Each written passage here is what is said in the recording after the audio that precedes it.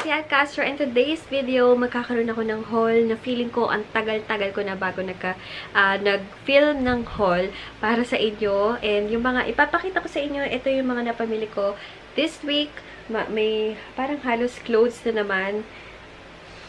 Ewan, bakit clothes lagi? Hindi ko na patatagalin, ipapakita ko na sa inyo yung mga napamili ko. Okay, start natin guys. Pumunta ako nung minsan sa Tagaytay kasi, diba, kung napapanood nyo talaga yung vlog ko, meron akong pinupuntahan doon na parang boutique. Ang name ng store na yun is yung Brand Trunk. Ata? Brand Trunk ba yun? Basta, yung mga, isa siyang store na mga tinda doon is yung mga tinda ng mga online shops. So, ipakit-wait ko. Meron akong dalawang top na nabili. And, ito sila. So, summer ngayon guys, kaya ang mahilig ako ngayon sa mga maninipis lang na tela. And then, ito, pa-halter siya. Ay, ewan ko kung anong tawag sa ganito. Basta ganito yung style. Then, yung likod niya is ganyan. Ayan, pa-sexy. So, yan. And then, yung tela niya is parang ang lamig sa katawan or parang hindi siya mainit. So, gustong-gusto ko ngayon yung mga telang ganito. And, ayun, magkano ba to? 225 lang siya. And yung tatak niya, hindi ko alam kung ano, saang shop ko to, or online shop to. Pero, ayun, wait lang. Tingnan ko sa tag niya. Parang wala naman. Tingnan kung makikita nyo. Ayan. And then, yung isang top, ito. Sleeveless. And then, yung baba niya is ganyan. Uso ngayon to, no? And then, uso lalo yung mga may ganyan, mga patches. And, nabili ko to for 420 pesos. And, yung shop niya is Purple Catwalk. Ayan.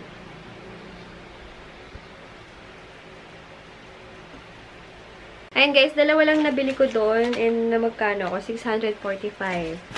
So, ayun. Next, clothes muna. Papakita ko sa inyo. H&M.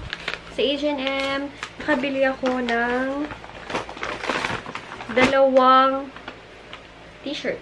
Plain t-shirt. And size ko dito is small.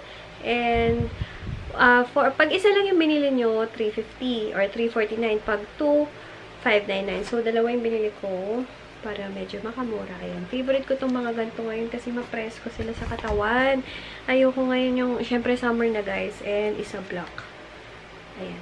Meron na kasi ako nito, maroon. And, ayan, bumili naman akong dark colors. Ayan, dalawa. Super fave ko yung mga ganito ngayon. Pag hindi, or pag nakakababang look sana ako sa mama ko, bibili ko yung mga yung mga light colors kasi. Okay, next guys, sa Kirin. Hindi ko alam kung first time kong bumili sa shop na to or sa brand na to, pero parang ngayon pa nga lang. Kaya ipapakita ko sa inyo. So, sabi ko sa inyo, gusto ko ma-press ko. So, yung mga binibili ko ngayon, ma-press ko. Ayan. Ito yung top niya. Para siyang paganyan eh. Basta ipapakita ko na lang sa inyo once sinuot ko na siya. Ayan. Ganyan siya. Oh. Parang pa-halter ba? Tawag dito. Ayan.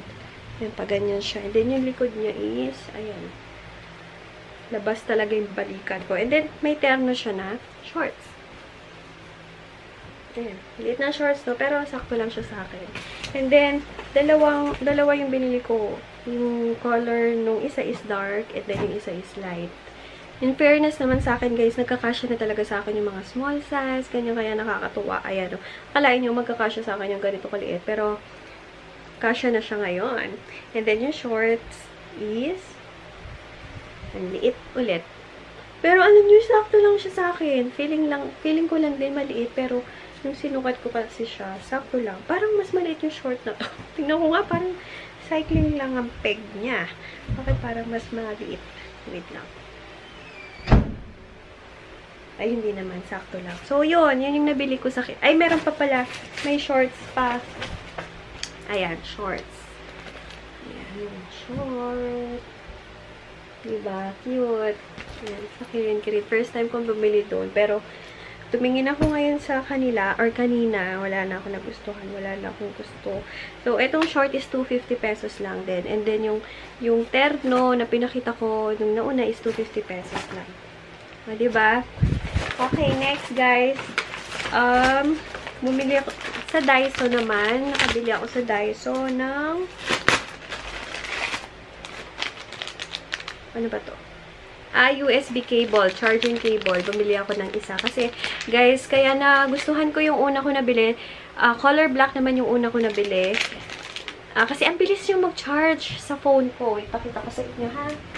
And sinacharge ko kasi yung power bank ko. Ito yung sinasabi ko sa inyo, yung cable na to. Pinalitan ko yung cable nung original kasi bumagal na siya. And yung nabili ko sa Daiso, sobrang bilis niyang mag-charge. Kaya bumili ulit ako ng isa pa. Hindi ko alam kung ito din to, pero wala na namang iba. So, feeling ko, same lang din naman. So, yun, 88 pesos yun. Dami ko ng basura dito. Okay. Next, guys, undies naman, or bra, I mean. Ito, oh, yan. Yung favorite ko kasi ngayon, Sorella. Ito yung nabili ko, pang strapless siya, and yung mga nabili ko naman is parang pa-halter, so kailangan natin ng strapless na bra, so kailangan natin ng medyo madami. Nabili ko to, 599 pesos, 599.75, so 600 pesos na siya. Isang color black, and isa nitong color na ganito. Flesh. Color na flesh. And then, bumili din ako syempre ng yung strapless na, ano ba to? Transparent strap. Okay, next. Grocery naman. Nung pumunta ako sa Ring, bumili ako ng, ito yung favorite ko ngayon, guys. Hindi na ako nagpa-pH care, hindi na ako ano pa ba, yung mga pang feminine wash. Ito na lang yung ginagamit ko talaga. Kasi, parang mas gusto ko siya kasi natural.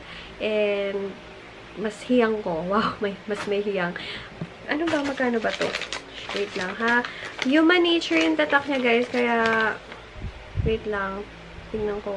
156. Parang mas mahal siya compare sa mga pH care, no? Pero, okay siya kasi parang mas gusto ko pag sa pang feminine wash is organic. So, try niyo to. And sa mga gumagamit na nito, anong experience nyo? Ako kasi gustong-gusto ko siya. And yung favorite ko is yung chamomile cool kasi medyo may lamig.